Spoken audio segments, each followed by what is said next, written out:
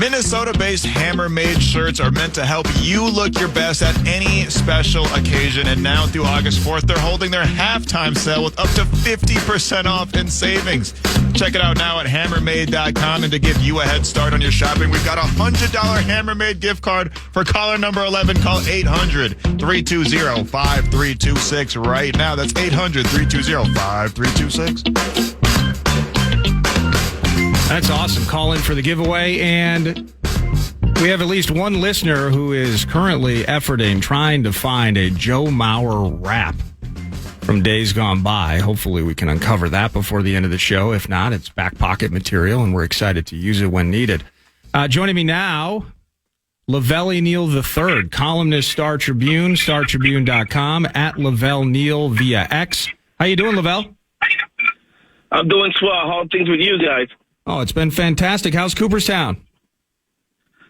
It's still busy. There was a round table today with all the new inductees, and there's still a lot of people on the streets. I'm actually headed to the airport right now, and I'm driving through a minor mass of humanity through Main Street in Cooperstown as I begin my journey to Syracuse. No, that's sweet, man. I talked to you on Saturday just as kind of things were getting lifted off, but this truly is one heck of a party. Adrian Beltre, Todd Helton, Jim Leland, and our guy Joe Mauer. How are the speeches? The speeches were good. Helton was first. He was pretty good. He told some stories about his youth days and the lessons he learned from his coaches. I believe Adrian Beltre was next. Beltre was really good. Very spirited, very entertaining, spoke in English and then Spanish to his people back in the Dominican Republic. Jim Leland was probably the best of the speech because it was heartfelt. He drove home the point about, they're on the field trying to win games, but, the fans are part of this too. The days where the kids are running up and getting autographs and racing back to their parents and showing them what they had just got. And then on the bottom of the ninth, 2 outs, the winning runs on third, and people are on their feet cheering. It's all part of the same family. Leland drove home that point. And Joe is Joe. Joe he isn't a flamboyant guy. He's not gregarious, but he's straightforward. And he delivered the speech he wanted to deliver. He thanked the people who were important to him. He praised the people he's been around. And it was very professionally done. Kind of like the many at-bats he had during his career. So I think there was something interesting about all 4 speeches yesterday, and it made for a pretty cool afternoon.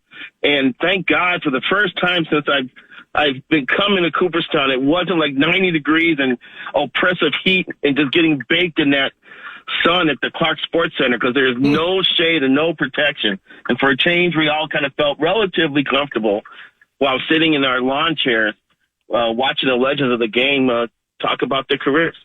Obviously we're in the thick of it. Twins just came back from the All-Star break, and we're just trying to get our head around this team and what's moving forward currently in the league, the games that count. But, for you, whether it's the Twins locally, but just baseball, as long as you've covered this thing, how cool is that weekend for you? I mean, I feel like catching up with old friends, other people that cover the game. Certainly it sounded like there was a good entourage of former confidants and cohorts of Joe's, various players and such. How cool is that for you, maybe to kind of post up, have a cigar, and share those stories?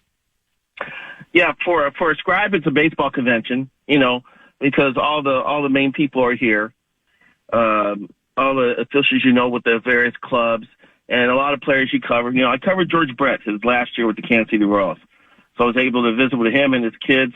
When I went over to his house one day to do a story, Jackson was just barely knee high at the time, and now he's like 6'3" and 270.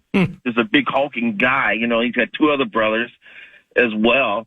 So caught up with them and talking to officials with other teams who I know, and the amount of former Twins, it was hilarious. The league, the Hall of Fame listed 23 players with Twins ties who were in as visitors for the weekend, but it didn't include Gene Glenn, who drove from Waseca. It didn't include J.D. Durbin, the real deal, who decided at the last second to fly in on Saturday morning. So there were other people too, but I saw Terry Ryan and I saw Bill Smith and I saw Matt Guerrero and Nick Punto and it was pretty cool hearing the old stories. Joe Nathan, just hearing old stories about the old times when they were all together, and Carl Pavano and all those guys, and talked to Mrs. Maurer, Maddie. She was really relieved because she did a lot of the planning. She planned a big party that was on Saturday, helped plan it, and she was like, I can't believe it's finally here. And she said it to me like 3-4 times. She just, I can't believe it's finally here. Because, you get that rush of emotion when you find out he's being inducted, but then you got to do all this logistical stuff, and you try and get everything perfect. And the Myers party was awesome. They had a speakeasy in one section of the tent. They had ice cubes with the number 7 in them. They had a large Maurer mural on one wall. They had a screen showing Maurer highlights, and I think they played the Sandlot so the kids that were there could have something to watch. And there was putt-putt golf with kids. And meanwhile, they had music going on and ridiculous food spreads and music that was played at just the right level where you could have a flipping conversation without getting blown out of the water by some loud music, which I appreciated it. And this, the Twins fans. I mean, by the time I got here, other scribes are walking past me, man, there are a lot of Twins fans here. Man, there are a lot of Twins fans here. And then when I went out on Main Street, I saw a bunch of Twins fans and people, who recognized me, and people who were looking for Patrick Royce, and people were like, I listened to you on the radio, Twins fans from Florida who drove up, for the event, and Twins fans from southern Minnesota who drove across for the event. It was pretty cool. So it was like a baseball convention for people who are part of the Major League Baseball umbrella, and it was Twins Fest for the fans who made the trip to Cooperstown, which is a rather unique town. It's up against a mountainside. There's a beautiful lake nearby, and a great resort hotel that the Hall of Famers stayed into. Just a great setting to celebrate the game and celebrate careers of some great people. Did Jim Leland smoke a cigarette on stage during his induction speech? No, I would not have blamed him if he did. There was a conversation about that. I was sitting next to Patrick, and Patrick was like, hey, should I have a heater while he's up there, just for all time's sake, And someone went online and took the plaque that when his plaque was unveiled, and someone posted it online. Someone edited it to include a cigarette sticking out of his mouth. So, so that aspect of Jim has not been forgotten, and a lot of people were kind of hoping to see that. I didn't see him with a cigarette the entire time. He had his moments because right behind there was some major cigar smoking going on behind the hotel at the fire pit in this ledge here, because I saw Jerry Reinsdorf with Alex Avila and Al Avila, the former GM of the Tigers. And Alex Avila actually was in spring training with the Twins one year. They had him going pretty good too. So it was quite a day. And Dave St. Peter were there. Both Jim and Joe Polat were there, and both Derek Thavi and Thad Levine were there. Chatted with them a little bit and see if they're trying to get some pitching. And that was before he had to announce other people on the put on the IL. And Thavi is trying to convince. He's trying to be convincing that this plantar fasciitis with Carlos Correa isn't as bad as the first one, and they think he just probably needs another week or two. Yeah, we'll see how that goes. That's a injury, and I've said this before. I've had the injury, and it took me 6 weeks to get over it. And they were putting it because of the computer glitch and the Microsoft attack that screwed up a lot of airplane, a lot of travel across the country. The Twins were worried about having to call up someone from St. Paul because they were in Toledo. And basically, Detroit was unworkable at the time, so they were going to fly people to Fort Wayne, Indiana, and then have them connect there to get to the Twin Cities. So it was a lot of stuff going on with them. But it was just cool to be immersed in baseball for a weekend once again. Yeah, and then it'd be kind of, just immersed in Joe Mauer and just kind of trying to remember all the good times that he gave us on the field. This is Lavelle Neal III. Lavelle Neal, columnist, Star Tribune, covered the Twins for feels like a quarter century now. But Lavelle, to my point in this, where it kind of just pops up. I mean, the way baseball does things, whether it's the draft just before the All-Star game, now it's Hall of Fame weekend. There were a lot of people in the baseball world that were all over this like you, but there was kind of a muted tone about, despite everything going on over the weekend and such, the Hall of Fame, it was kind of a thing that was also going on. And I kind of feel like that with Joe Mauer sometimes, because end of his career, he got a position change, the bilateral leg weakness and all of that.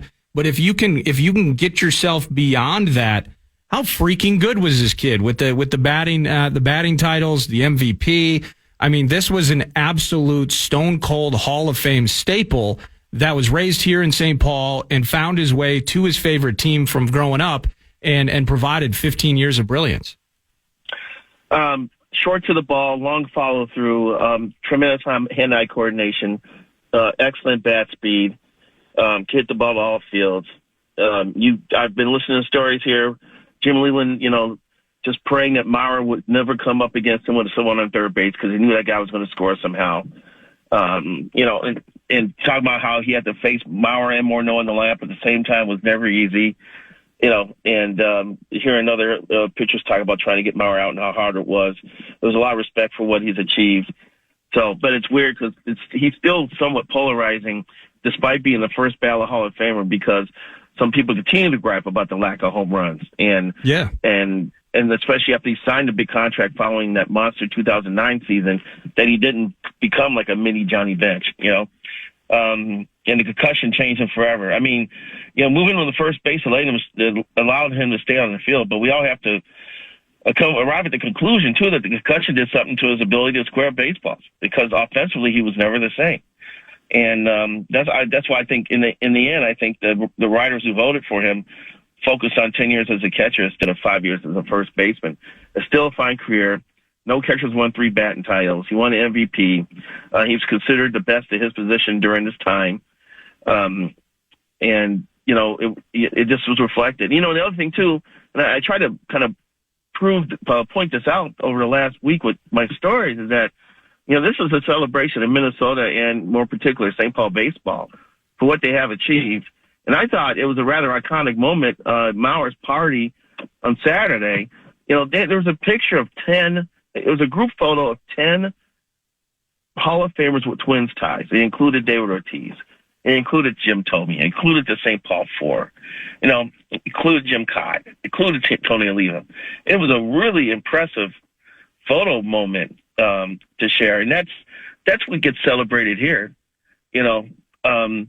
John Pomerosi during the roundtable that just concluded about a half an hour ago joked that the way things are going in Minnesota, they're going to have as many Minnesotans in the Hall of Fame as they do in the Hockey Hall of Fame. I mean, it was funny. It was funny at the time, but I was sitting there going, I don't know when the next Twins Hall of Famer is going to be. If it's going to be Chip Mauer, then I'm going to be like 98 years old trying to pull the Sid Hartman card to try to get the Cooperstown to cover it. So, but I did think it was a good celebration for all just listening to the crowd when they were announcing the roll call of Hall of Famers coming up to take their seat, and when Winfield walked up, and when Mauer walked up, and when Jack Morris walked up, and when Tony Oliva and Jim Cott walked up, the largeness of the Minnesota crowd was pretty obvious, and they made themselves. And they even gave out a little cheer when Todd Helton revealed that his father Jerry was a catcher for the Twins in the minors in 67 and 68. There was even a little bit of applause for that. So the crowd was really appreciative. They were fired up, and it was a good time was had by all. Hey, time for a couple more here with you, Lavelle, and I appreciate your time. It's been a hustle and bustle 3-day stretch for you out in Cooperstown, but I got this text, and I'd actually rest of the show. I'm interested in hearing what listeners think, but what do you think Mauer's most impressive play was? For me, it is the Brett Gardner play at home. Tie game, bottom of ninth. I think that was like 08 or 09. I don't know if there's another catcher in Major League history that makes that play simply because of his athleticism, instincts, and 6'5" reach. All of his signature plays, in my opinion, were on defense. Really not one signature hit in his career. What do you think about all that? Well, Maurer did break up 3 no-hitters in the 9th inning in his career. I know Gavin Floyd was the first one. I got to look up the other 2. But that play against Gardner in Yankee Stadium was a lot of people believe that was his best defensive play ever. And the instincts he showed there were incredible because he went and jumped. Jose Majares was pitching. He couldn't get to the tapper in front of the plate. I think it hit off Majares and came back toward home plate. Maurer jumped on the ball. And, you think that he's just going to throw the first. But no, Maurer had this instinct to turn and check third base. And sure enough, Gardner was trying to score from second. Yeah. So he just kept chugging around third. And Maurer reversed course, dashes home, dives, and gets Gardner.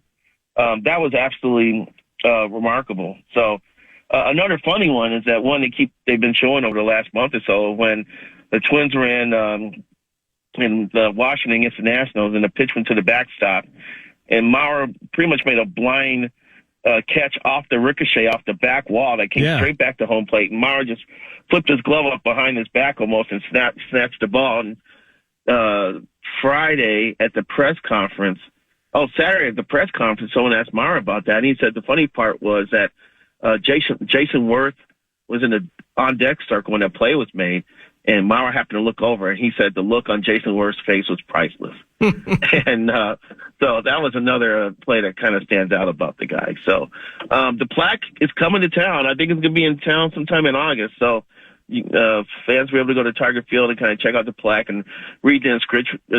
That was another great thing, Nordy, because they had a reception at the Hall of Legends where they have all the plaques. And I walked in, and I'm looking around, and now this is corner. It's like, Minnesota corner here because there's a Tony Oliva on one wall, and then on the next wall connecting it, Jim Cott's there. Yeah. And then now Maurer is on the same side on the end where Jim Cott is at. So you got like 3 guys there, and Jack Morris isn't farther away either. I was standing there when Jack came to go look at his plaque again, and I think it's pretty cool that the Hall of Famers still like to come back and read their plaque, And so that was a kind of cool to see as well. No, that's awesome. Thank you so much for being able to chronicle some of that for us. You had a piece. Was that just yesterday that I read, or was that Saturday? I wrote a story for Saturday, for Sunday, and yesterday for today. All right, perfect. Last thing for you, just kind of back to the current edition of the Minnesota Twins out of the break. You mentioned Falvey and Levine. Being the IL situation with Correa and such, lost both just high-scoring run fests, a little drama on the back end of each of these two, to the Brewers over the last couple of days. What do we think moving forward about the 2024 edition? They got to get hot. They need to get hot, and they need to start beating good teams. They're 2-19 now against the top teams in baseball, and here comes the Philadelphia Phillies for 3 at Target Field, and they're throwing all 3 of their stud pitchers. I think it's Suarez, Wheeler, and Aaron Nola at them. They're all rocking and rolling. This is one of baseball's best teams, and the Twins are going to have everything calibrated properly in order to win a couple of games in this series, or that 2-19 record against top teams is going to get worse. And that's going to be an issue going forward, too, because the Twins are going to need to prove to themselves that they can beat good teams, that they can win the tight, low-scoring contests, that they can win the slugfest, that they can rally when they're down and play clean baseball when it's needed. It's time to raise their game. I know injuries. Correa's out. Miranda's out. They got banged-up pitchers. Paddock on the IL. Funderburk on the IL. They got to rely on some fill-ins here, but they got to prove they can play winning baseball against baseball's best teams. And I think everybody feel a little more comfortable going into the postseason. The funny part is, I was just listening to Jim Leyland talk during this Legends of the Roundtable with all the legends, which happens the day after the Hall of Fame ceremony. He said the team with the best pitchers don't always win, but the team with the healthiest pitchers do. Yeah, and that's going to be important for the Twins going forward here. Hey, thanks for everything as always. Safe travels back to Minnesota. And, of course, Vikings training camp will be in full motion by the time we talk next week. But excited to transition to the purple and hear how your guy Caleb Williams and Roma Dunze and all that's going in Chicago. And just thanks for all you do for the show, man. Appreciate it. 3M Open this week, too. We'll be able to talk about that next week. Absolutely. Yeah, see, everything's happening right here in our beautiful Twin Cities community. See you, Lavelle. All right, take care. That's Lavelle E. Neal III. He's got a book out, so follow him at Lavelle Neal. It's very much it's localized, of course, but it's a rock star tour that he's on with this book. He's at a coffee shop and/or Barnes and Noble near you, so follow him for that, and follow him for his coverage. HOF Weekend. Joe Mauer now in the Hall, now in Cooperstown, and we'll continue that conversation. Some text messages, also a cool charity opportunity via Taste for the Tour. That I want to get a hit on here as well. So, cash thing from Max, a break, and more conversation next, 9 to noon. Yes, sir. The Fan and BigDeck.com want to give you a shot to put a $1,000 in your hand with our national cash contest. Enter the keyword BANK at KFAN.com now for your shot at winning. That's keyword BANK. Enter it now at KFAN.com. The Minnesota Vikings training camp kicks off this week, and we'll be there each day with great prizes up for grabs. Stop by and find our Mall of America street team and enter for your chance to win great prizes like KFAN swag or a Jordan Addison signed helmet. And don't forget to ask us about our Mall of America mystery cards. Get your tickets to training camp today at Vikings.com/training camp. Speaking of training camp leads to a roster, it leads to preseason games, and it leads to games that count. And eventually, December 29th, it'll lead to the border battle, Packers in town at U.S. Bank Stadium. And this is the time of year we've supported Taste for the Tour.com, Taste, F-O-R-E, the Tour.com. And we support them because by way of donations, by way of silent auctions, and by way of ticket giveaways, you have the opportunity at Taste for the Tour.com. You have a chance to win 4 tickets, lower level, to Vikings Packers, the border battle on December 29th at U.S. Bank Stadium. And what Taste, I'll just stop it now, okay? I can't help it. Taste for the Tour, voice just cracked, gerbil shifted.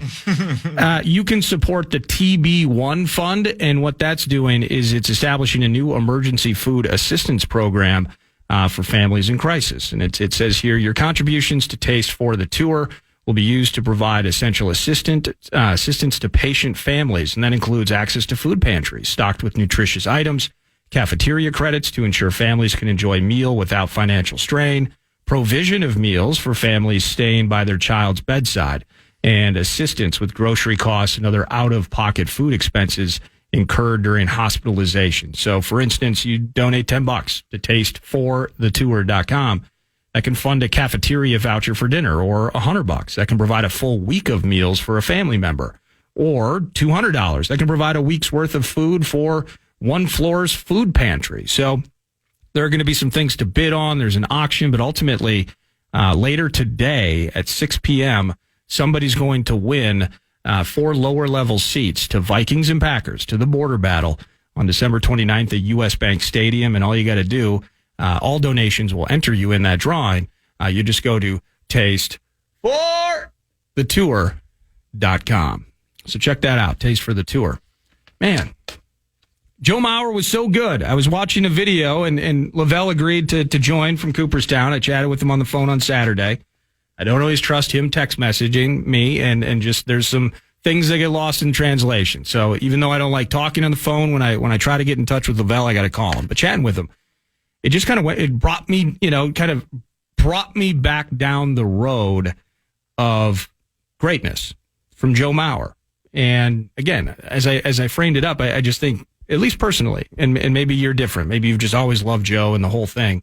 And it's not that I didn't love Joe and didn't appreciate the HOF resume, but I did have to get through bilateral leg weakness. I did have to get through changing positions. I did have to get through some of that in the final years and just harken back. And I was watching this video that they used for his Hall of Fame induction. It was narrated by Nordo, which was awesome. It did look, however, like they were talking about his hits and things. And by the way, he had more than 2,100 hits. So the resume, again, the stats speak for themselves. But he did, I think they had to use all 143 of his home runs in the 3-minute highlight video. They weren't all home runs. As you heard from Lavelle, there were a lot of seeing-eye singles that were breaking up no-hit bids. They weren't all home runs. But we were blessed to have them. And at one point, again, talking about getting through things, not just a health situation and any concussions, which, that's actually, Think about Justin Morneau's career and how he was affected by some of that, but you resented the contract. And so, I'm just thinking like summer of 2006, Joe Mauer, we're lining the bar of Grizzlies down in Mankato. You said 6 or 7 of us in our Best Buy blues and khakis. We'd just gotten off work. Smashing dollar beers, eating free chili, playing trivia while waiting for either Santana or Liriano to take the mound. And after enough beers, my buddy's mannerisms they'd make Joe Nathan blush. But it was the little piranhas, it was Punto, it was Bartlett, the Jason Tyner types. But then you also had Mauer and Morneau. You had Torrey still around, Jason Kubel, Michael Kadire, Luis Castillo, stealing bases. And Gardy's face, beat red all the time. Team was always on base. Team was always threatening. They ultimately get swept by Oakland that year. But one of my favorite summers as a fan, and a team that has had moments of greatness, and injury is stealing that. Injury, a popular topic of conversation with this year's Twins. You think about Liriano and those 98-mile-an-hour sliders that just would break your neck trying to watch them. And eventually it kind of broke his arm in some ways. But how good was Mauer that year? I think he hit 340-something, 350 maybe, in the summer of 2006.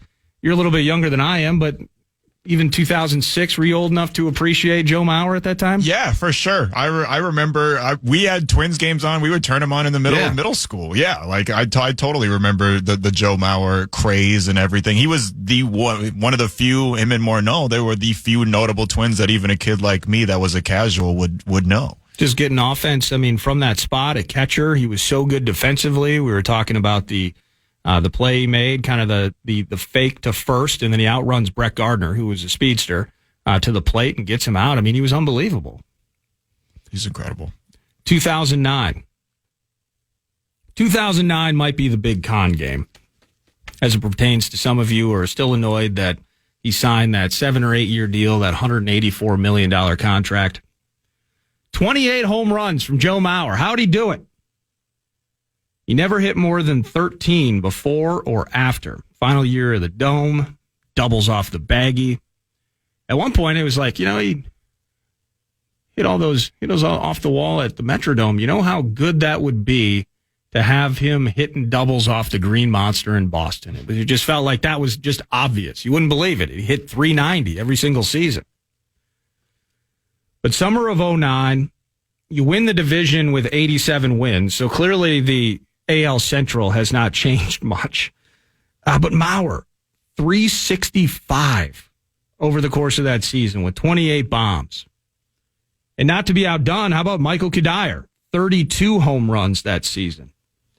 Jason Kubel, 300. He's hitting 300 with 28 home runs, 103 RBI. Morneau had 30 and 100 runs batted in. Just a ridiculous season from those four. Now, at the time, we're also... Remember Delman Young? Remember Delman Young at all? Yeah, I do. I remember the name for sure. Still kind of hoping that might be a thing. It wasn't. But just kind of the names. I do have fun. Baseball, and even now, like with the Vikings, you can pull up historical names, and they can just kind of make you laugh, talking about kickers during the 10. Fuad Revez. It's not only a funny name for it, but he kicked for the team for a number of years. But just names. But baseball is the freaking king of old names that make you laugh. Now, this doesn't make me laugh. He's just a great player. He's contributed to 9 to Noon on numerous occasions for many years. But Denard Span, he was still with the team. He hit 311, led the team in runs, crossed the plate 97 times. Get on base, and then one of those 4 big dogs is going to hit you in. The summer of 2009, the final year of the Dome, was just crazy. Our pitching staff, you got, Common would call him Moonshot Scott Baker. What about Nick Blackburn? These names percolate. These names create any memories. Frankie Liriano just could never be the same again, but he was in the mix. Kevin Slowey. Slowey's a tough name for a pitcher. Yeah, it is. People aren't taking... You don't take a Slowey seriously. No. You're thinking that you could take it out a yard every single time when you're going up against the Slowey. Correct. Or maybe that's That's part of the That's con. how he gets you. Absolutely. It's like the reverse of Usain Bolt. So you had Kevin Slowey, Glenn Perkins. I think Glenn in 2009 was still starting before he became the all-star closer that he eventually became. Carl Pavano, that's a name. Brian Dunsing is a name. I mean, this pitching staff, full of them. How about a Phil Humber? Phil Humber. He threw a perfect game, just not for the Twins. I think it was the White Sox, actually, several years later. So we didn't get Phil Humber's best. But John Rauch, like the tallest player in Major League history, he was 6'11". He could lean off the mound and tickle the batter's chin. He was so tall. Jeff Manship, Anthony Swarzak. Unbelievable. And this is, if we're talking about sports being less absurd and less incredible than real life, think about this 2-day stretch to bring it back into the sports side of things. On Monday, I think it was October 5th, 2009, Brett Favre walks out at the Metrodome, quarterback of the Minnesota Vikings. That's on a Monday. And Lieber had this just punishing sack on Rodgers, and game ended up being a little closer than anyone would have wanted, but the Vikings had him. Had Rodgers, had everybody. That would start, well, not even start. I mean, now you're 5-6 weeks. You'd already had the Greg Lewis play at the end of the Niners game. So that would be on your way, embarking on a magical season that would end in heartbreak. So that's Monday, October 5th. Brett Favre as a Viking versus the Packers at the Dome. The next day, you have game 163, and you have the Minnesota Twins, and you have Alexi Casilla hitting in, I think it was Carlos Gomez. Everything's on the line. 162 games, not enough, which should and does boggle the mind. Yeah. You played 162 games and you needed one more. Ugh. I mean, and it's Gomez rushing across the plate, and then you find your way in the postseason. Is there a better 2-day stretch? And I'm sure we could find them, and the Rubes will find them. The Rubes know all. But I can't think of one on the top of my head where I'm watching Brett Favre and that emotion. The program is next. I can't think of one with better emotion than Favre in purple, and the next day, Alexi Casilla is making memories. Alexi Casilla. That's a name that brings me back. Yeah. Do you have his game worn, or were you a Scherzy guy? I was a Scherzy guy. I was a Scherzy for sure. guy as well. Whatever my dad's guy had in the back of his trunk, 400 on a random alleyway in Minneapolis. So whatever, I had triple XL Reggie Bush jerseys. I had Scherzies. Well, 2009 was that year too, where the cottage industry of the completely just awful replica Favre jerseys took off, where everybody knew a guy that could get you. And like the collar was the wrong color of yellow. I've seen some blaze orange ones. Right. I did have 3 of them, to be honest with you. I did buy them.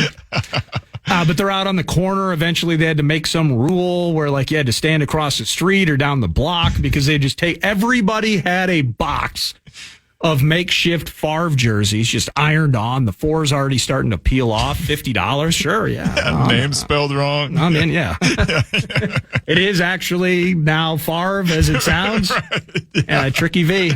It's like the shirt that I bought from Temu that it had Michael Jordan on it, but it very clearly says Lodon. And oh yeah, that's amazing. Miguel Lodon. So I've never shopped on Temu. Like every joke that I've seen about Temu is like, hey, I bought a Traeger on Temu, and it's like one of the like Christmas ornament size. Yeah. Do they have an issue fulfilling what you expect? 1,000%. But you can't help it because the deals are good. And the deals are so good. Yes. And the deals are so good, that there's no way they made those shirts ethically. And correct. That it's not going to be high quality. But it's like, hey, man, it's $1 for a Caitlin Clark jersey. There's certainly a problem. But how about this, though? Did you keep the jersey? I did. Are you going to wear it? Yeah. It creates a story. Exactly. So not only it's a good bit. It's kind of ridiculous, but it's a bit. Right. And it's funny. Yeah, it was a Jordan jersey. No, check it out. Yeah. What's it say on the back? I don't know either. It's Lodon. Lodon. But then the playoffs took place in 2009. That's when Mauer hits that double in Game 2 of the Yankees series. I'm sure the Aaron Gleemans are still sending hate letters to Phil Cuzzy after 15 years. And not to be intentionally contrarian here, but Mauer ultimately gets a single. And I'm pretty sure the Twins load the bases with nobody out. Extra innings. Need that run. How have the Twins handled bases juice with no outs historically? Well, you can ask Delman Young, you can ask Carlos Gomez, and I think Brendan Harris was the other one that went LLL 1, 2, 3, and you don't score any runs. So I'm actually trying to let Phil Cuzzy off the hook. Nah, who cares? Keep blaming Phil. That's fine. So many memories with Mauer, though, deserved his place in Cooperstown, and now he's there. I mean, it's the batting titles, it's the Gold Gloves, it's an MVP, as good as it gets for the Minnesota kids. So that's super sweet. Thanks to Lavelle for joining. Congratulations to Joe Mauer for being inducted into the Hall of Fame. We're behind it. So let's pause. We'll come back. We'll put a wrap on this thing and send you off into the land of the common man next.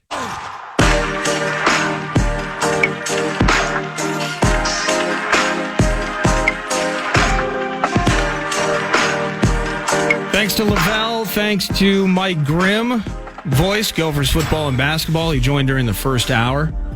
He's en route. He's hopping on a jet plane sometime today to go to Indianapolis to cover the Big Ten football media days. New division look, new conference look, new teams, new faces. There are going to be some cool bits to glean from that, and it sounds like it'll be Grimm and Guardsy. There'll be a Thursday evening edition of the PJ Flex Show. So you're going to get to hear from the head coach on the back end of the media days. Looking forward to that. Looking forward to Vikings training camp. I mean, it's rookies yesterday. Apparently, we were getting reports about half the team is already reported. Veterans in totality should be here tomorrow. First practice is going to be Saturday. And you heard Max talking about KFAN. We'll have promotion staff out there during all the practices and all the time that you as fans will be out watching the practices. So cool giveaways and bits for that. But also the fact that Saucy and I are looking forward. We'll have the perch. The perch is ours. It has been completed. I have photographic evidence of said perch.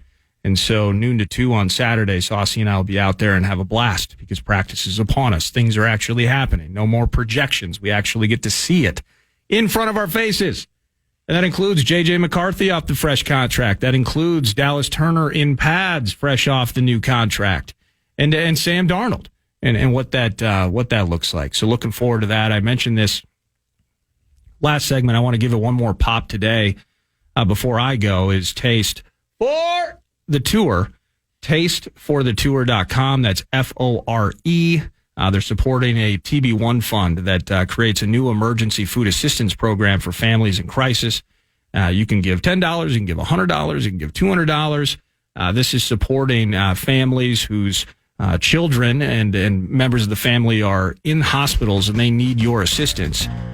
You can support by donating. Any donation will put you into a drawing for lower level tickets to the border battle, Vikings and Packers on December 29th at US Bank Stadium. So one more time, go to TasteForTheTour.com. Thank you, Max. Thank you for having me, Nordo. It's always fun. Absolutely. That's Max Fuller. I'm Eric Nordquist, and that's it for 9 to noon. PA back here tomorrow. I know that Ben Gessling is in the mix and potentially more, but he's on his way to the presser. So stay tuned. Actually, I should bring that up.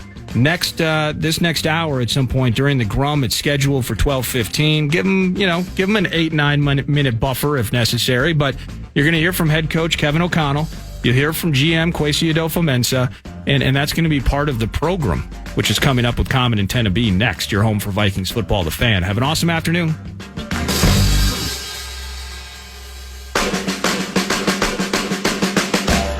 Podcast today's Paul Allen Show, or listen back to previous show and interviews by going to the iHeartRadio app or KFAN.com.